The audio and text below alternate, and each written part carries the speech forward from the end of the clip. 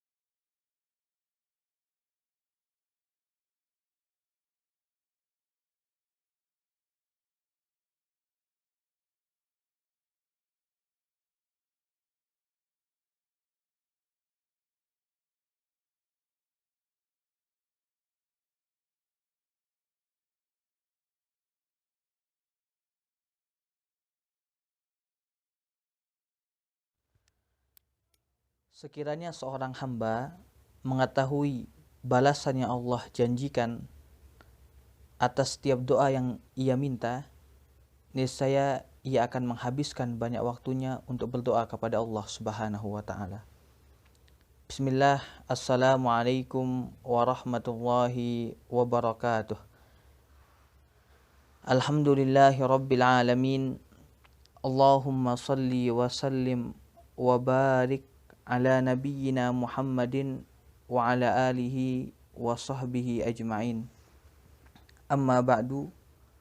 Semoga Allah Subhanahu wa taala memberikan kemudahan dalam setiap urusan hidup kita dan mewafatkan kita dalam kondisi husnul khatimah dalam keislaman. Dalam kajian kali ini saya ingin menyampaikan kepada teman-teman sekalian tentang 4 doa yang paling bagus atau yang perlu dijaga oleh seorang muslim sehari semalam. Kalau kita membuka riwayat doa dari buku-buku hadis yang Nabi Shallallahu Alaihi Wasallam biasakan untuk berdoa dengannya, ataupun doa-doa yang Nabi ajarkan kepada para sahabat, itu sangat banyak sekali. Dan saya yakin sangat sedikit orang yang bisa menghafal dan menguasai doa-doa yang ada. Maka terkadang seorang hamba perlu memahami mana doa yang paling utama, mana doa yang paling wajib untuk dia hafalkan, untuk dia pahami, agar kemudian ketika dia berdoa dengan doa ini menjadi sesuatu yang dia istiqomahkan. Dari banyak doa yang ada dalam Al-Quran dan hadis, ada beberapa doa yang di sini memiliki keluasan makna. Artinya doa ini pembahasannya luas, mencakup dari banyak persoalan hidup di dunia dan di akhirat. Yang pertama, doa yang paling banyak dibaca oleh baginda Nabi Sallallahu Alaihi Wasallam dan kita semua hafal, tapi jarang kita amalkan dalam kehidupan sehari-hari, adalah doa yang sering kita dengar, Allahumma Rabbana atina fid dunya hasanah wa fil akhirati hasanah wa qina azabannar. Tapi ketika seorang hamba membaca doa ini, dia perlu memahami ada suatu hal dari kebaikan yang perlu dia tambahkan ketika dia berdoa. Apa itu? Ketika dia membaca Allahumma ya Allah Rabbana, wahai Rabb kami, atina, berikanlah kepada kami, fid dunya, dalam kehidupan dunia ini, hasanah, segala macam kebaikan. Maka ketika seorang hamba memiliki hajat sesuatu dari kebaikan dunia, dia pikirkan di sana. Misalkan dia meminta kepada Allah karena dia belum memiliki jodoh, agar kemudian disegerakan mendapatkan jodoh. Itu masuk dalam hasanah, kebaikan di dunia. Kalau kemudian dia misalkan memiliki hutang, dia pikirkan ketika dia mengatakan Rabbana atina fid dunya hasanah, dia pikirkan bagaimana agar Allah memudahkan dirinya melunasi hutangnya. Dan ini dipukul rata dalam semua masalah kehidupan, masalah keluarga, masalah ekonomi, masalah kemudian sosial, masalah pekerjaan, hal apa saja. Ketika kemudian dia berdoa kepada Allah mengatakan Allahumma rabbana atina fid dunya hasanah, dia membayangkan dari kebaikan dunia. Ketika kemudian dia mengucapkan kalimat wa fil akhirati hasanah dan memohon kepada Allah kebaikan, segala kebaikan dalam kehidupan akhirat, dia pikirkan sesuatu dari kebaikan agama, kebaikan dalam Islam yang dia ingin istiqomahkan dalam kehidupan. Misalkan dia ingin senantiasa menjaga sholat 5 waktu. Dia ingin kemudian agar istiqomah menggunakan hijab syar'i.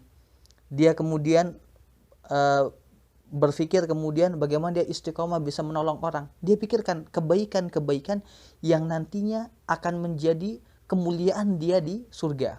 Atau jalan yang mendatangkan rahmat Allah yang nantinya Allah mudahkan dia masuk surga. Ini wa fil akhirati hasanah. Dan ini bagus sekali. Ketika kemudian dia sampai ke dalam kalimat yang terakhir, wa qina azabannar, dan selamatkanlah kami ya Allah dari azab api neraka, maka dia pikirkan dalam dirinya agar Allah selamatkan dia dari kemaksiatan yang sering dia lakukan. Oh, mungkin dia kecanduan video porno. Oh, mungkin dia punya kasus kemudian akhlaknya buruk. Oh, mungkin dia sombong.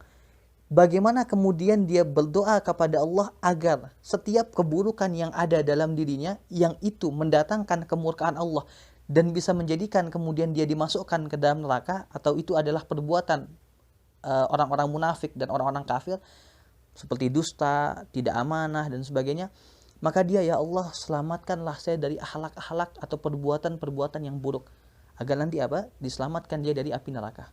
Ini satu hal yang perlu dipahami ketika membaca doa Allahumma rabbana atina fid dunya hasanah wa fil akhirati hasanah wa qina azabannar. Kemudian yang kedua, kalau ini adalah doa yang pertama, doa dari sering dibaca Nabi, disebutkan dalam banyak hadis, disebutkan juga dalam Al-Qur'an, dalam peristiwa haji. Doa yang kedua adalah apa yang disebut dengan kunut witir. Saya ingin sampaikan kepada teman-teman sekalian, demi Allah, seorang muslim yang ingin mendapatkan kemuliaan yang tinggi di hadapan Allah, harus ada nasib, harus ada bagian untuk melaksanakan sholat malam meskipun 1 rakaat. Dan itu ada dalam witir. Silakan seorang selemah-lemah dirinya, jangan pernah dia tinggalkan 1 rakaat witir. Makanya di dalam mazhab Imam Abu Hanifah rahimahullah, sholat witir itu sebuah kewajiban. Ya, mereka membedakan antara fardu dengan wajib. Sampai mereka memasukkan witir sebagai sebuah kewajiban. Karena melihat hadis-hadis yang menceritakan bahwa Nabi Shallallahu Alaihi Wasallam tidak pernah meninggalkan sholat witir dan sholat sunnah 2 rakaat sebelum subuh. Ini menunjukkan kepada kita. Nah, apa yang menarik, Nabi Shallallahu Alaihi Wasallam mengajarkan kepada cucu beliau Al Hasan radhiyallahu anhu satu doa yang luar biasa, yang doa ini mengumpulkan semua kebaikan. Dan saya pribadi dalam kajian-kajian doa, saya tidak pernah melihat doa yang mengumpulkan berbagai macam aspek kehidupan dunia dan akhirat yang lebih lengkap daripada doa kunut witir. Saya akan membacakan yang standar dan saya akan terjemahkan dengan bahasa perenungan yang tepat.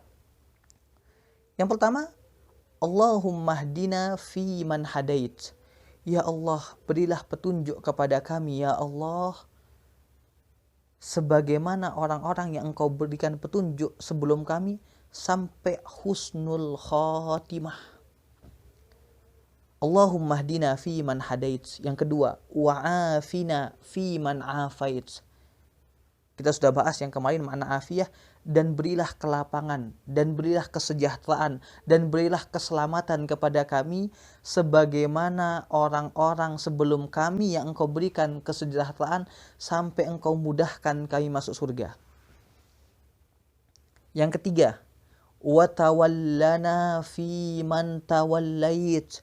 Ya Allah, berilah pertolongan kepada kami dalam semua urusan kecil dan besar. Wa tawallana fi man tawallait. Dan berilah pertolongan kepada kami sebagaimana orang-orang soleh terdahulu yang engkau berikan pertolongan sampai engkau selamatkan kami dari api neraka. Luar biasa doanya nih. Yang keempat, wa barik lana fima a'tait. Kalimat niat, wa barik lana fima a'tait.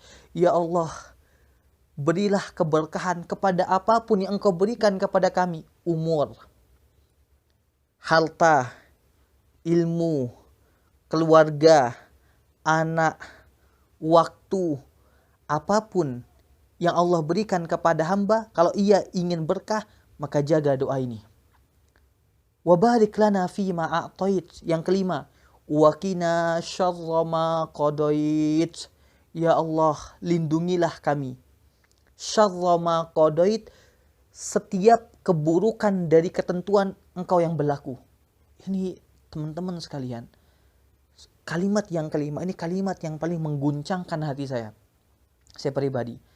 Karena bayangkan seorang hamba memohon kepada Allah yang maha kuasa, yang maha pengasih, yang maha penyayang, agar dirinya dihindarkan dari ketentuan yang buruk. Ini adalah puncak dari munajat seorang hamba agar diselamatkan dari berbagai macam malapetaka yang menyusahkan kehidupan dunia dan akhiratnya. Artinya apa? Allah tidak akan menguji dia kecuali sesuai dengan kemampuannya, dan Allah akan menjaminkan hamba ini bisa sabar dan istiqomah. Ini luar biasa ini. Makanya disempurnakan dengan kalimat fa innaka taqdi wa la yuqda alaik. Kan engkaulah yang menguasai, yang menentukan segala sesuatu, dan tidak ada yang kuasa terhadap engkau ya Allah. Ini puncak daripada kalimat tauhid, mengakui bahwasanya Allah lah pemilik segala kekuasaan. Bayangkan, doa kunut witir ditutup dengan dua kalimat yang indah dari janji Allah kepada hamba. Innahu la yazillu man walait. Ya Allah, demi Allah ya Allah, tidaklah akan terhina orang yang meminta tolong kepada engkau. Tidak akan terhina teman-teman sekalian, tidak akan sengsara, tidak akan menderita orang yang berdoa dengan doa ini teman-teman sekalian, dan meminta tolong kepada Allah secara umum. Innahu la yazillu man walait. Kemudian kalimat terakhir, kalimat janji yang kedua, wala ya'izzu man adait, dan tidak akan mendapatkan kemenangan, dan tidak akan mendapatkan pertolongan, dan tidak akan mendapatkan kebahagiaan dengan kebahagiaan yang tinggi orang yang memusuhi engkau ya Allah. Yang memusuhi hamba-hamba engkau ya Allah. Ditutup dengan kalimat yang sempurna, tabarakta rabbana wa ta'alait. Segala kebesaran, segala keagungan, dan segala ketinggian milik engkau ya Allah. Ini doa spesial teman-teman sekalian. Demi Allah, saya merasakan, dan banyak orang-orang soleh yang mengistiqomahkan doa ini merasakan kebaikan. Silakan kita mencoba doa yang kedua ini. Kemudian yang ketiga, doa yang perlu dibaca, ini saya ambilkan dari Al-Quran. Dari renungan yang saya lakukan dalam doa-doa Al-Quran, tidak ada doa yang lebih indah dan lebih singkat daripada doanya Saharatu Fir'aun. Doanya para penyihir Fir'aun yang beriman, yang langsung beriman ketika melihat keagungan yang Allah berikan kepada Nabi Musa. Itu doanya pendek sekali, dan ini kita butuhkan sekali. Rabbana afriq alaina sabra wa tawaffana muslimin. Doanya ringkas, padat, dan jelas. Ya Rabb, kami anugerahkan kepada kami kesabaran dalam segala sesuatu ya Allah. Tapi kami harapkan dari kesabaran ini ya Allah, Engkau wafatkan kami dalam keislaman. Adakah yang lebih indah kalau Allah memberikan kita pengabulan dari doa ini, diberikan kesabaran dan diwafatkan dalam keislaman. Spesial sekali hidup seorang hamba. Kemudian yang terakhir, yang banyak disampaikan oleh Nabi dalam banyak hadis, adalah doa yang sering saya bahas. Allahumma inni as'alukal afiyah. Pendek saja, diulang-ulang nih bagus. Ya Allah, aku minta kepada Engkau kelapangan, kesejahteraan, kemudahan. Kalimat afiyah tidak bisa diterjemahkan dalam bahasa Indonesia, Karena dia maknanya mewakili semua. Fisik yang sehat, jiwa yang tenang, rezeki yang lapang, kemudahan dalam setiap urusan hidup, diselamatkan dari berbagai macam bahaya, dan hal-hal yang lainnya. Semoga teman-teman sekalian bisa menjaga 4 doa ini, dan ini sangat bagus karena kita mendekati momen Ramadan untuk kemudian kita baca nanti di Ramadan. Ya, tinggal nanti ditambahkan doa yang tentu dianjurkan dalam malam Lailatul Qadar dan malam-malam Ramadan. Allahumma innaka afuwun tuhibbul afwa fa'fu anni. Ya Allah, engkau mencintai permaafan atau memberikan maaf. Maka tuhibbul afwa, maka ampunilah dosaku. Kau Maha Pemaaf, mencintai permaafan, maka maafkanlah aku. Ini tapi 4 doa ini perlu dijaga setiap hari, jangan pernah ditinggalkan. Dan ini ringkas, padat dan jelas. Semoga Allah mudahkan semua urusan kita. Ini yang bisa saya sampaikan, semoga bermanfaat. Wassalamualaikum warahmatullahi wabarakatuh.